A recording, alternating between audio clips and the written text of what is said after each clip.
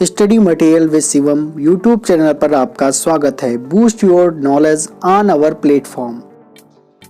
आज के short note program का टॉपिक है पराक्रम दिवस। इसको लेकर हम चर्चा करने वाले हैं। सबसे पहले बात करेंगे कि आखिर यह चर्चा में क्यों है। देश के महान राष्ट्रवादी स्वतंत्रता सेनानी नेताजी सुभाष चंद्र बोस के जन्म दिवस 23 जनवरी को सरकार ने हाल ही में पराक्रम दिवस के रूप में मनाने की घोषणा की है। सरकार ने यह भी फैसला किया है कि इस वर्ष को नेताजी सुभाष चंद्र बोस की 125वीं जयंती वर्ष के रूप में मनाया जाएगा। इसको लेकर सरकार ने गजटेड नोटिफिकेशन भी जारी किया है। अब बात करते हैं नेताजी सुभाष चंद्र बोस जी के जीवन के बारे में। नेताजी सुभाष चंद्र बोस का जन्म 23 जनवरी सन 1897 को उड़ीसा के कटक शहर में जानकीनाथ बोस के घर हुआ था। उनकी माता का नाम प्रभावती था तथा इनके पिता कटक शहर के एक मशहूर वकील थे। अंग्रेज सरकार ने इनके पिता को राय बहादुर का खिताब दिया था।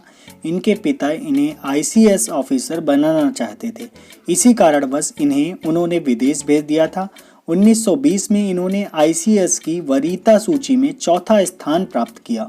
लेकिन नेताजी के दिलो दिमाग पर तो स्वामी विवेकानंद के आदर्शों का कब्जा था। ऐसे में वो अंग्रेजों की गुलामी कैसे स्वीकारते।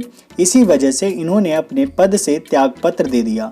1928 में जब साइमन कमीशन भारत आया तब कांग्रेस ने इसका विरोध किया और नेताजी ने कोलकाता में इस आंदोलन का नेतृत्व किया। उनके द्वारा दिया गया नारा तुम मुझे खून दो मैं तुम्हें आज़ादी दूंगा भारत का राष्ट्रीय नारा बन गया। कहा जाता है कि जब नेताजी ने जापान और जर्मनी से मदद लेने की कोशिश की तब ब्रिटिश सरकार ने 1941 में उन्हें मारने का आदेश दे दिया था। नेताजी किसी भी कीमत पर अंग्रेजों से समझौता नहीं करना चाहते थे। उनका लक्ष्य था भारत को आज़ाद करवाना।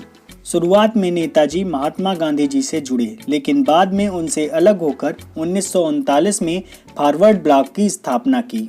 जब नेताजी जापान में थे तो आज़ाद हिंद फौज के संस्थापक रास बिहारी बोस ने इन्हें आमंत्रित किया तथा 4 जुलाई 1943 को सिंगापुर के कैथे भवन में इन्हें आज़ाद हिंद फौज की कमान एक समारोह के दौरान सौंप दी। इसके बाद नेताजी ने इस फौज के सर्वोच्च सेनापति की हैसियत से स्वतंत्र भारत की अस्थायी सरकार बनाई, जिसे कोरिया, चीन, जर्मनी, जापान, इटली और आयरलैंड समेत 9 देशों ने मान्यता भी दी। इसी दौरान 1934 में सुभाष चंद्र बोस जी की मुलाकात एमिली सेंकल से हुई और दोनों में प्रेम विवाह हो गया। 5 जुलाई 1943 को नेताजी ने दिल्ली चलो का नारा दिया। 1944 में आज़ाद हिंद फौज ने अंग्रेजों पर आक्रमण किया और कुछ भारतीय प्रदेशों को आज़ाद भी करा लिया। लोगों का अभी भी मानना है कि नेताजी की मृत्यु 18 अगस्त 1945 को विमान दुर्घटना में नहीं हुई थी, बल्कि उन्हें रूस में नज़रबंद कर दिया गया था। इस वीडियो में इतना ही। वीडियो देखने के लिए आपका बहुत बहुत धन्यवाद। हमारे वीडियो को लाइक तथा चैनल को सब्सक्राइब करना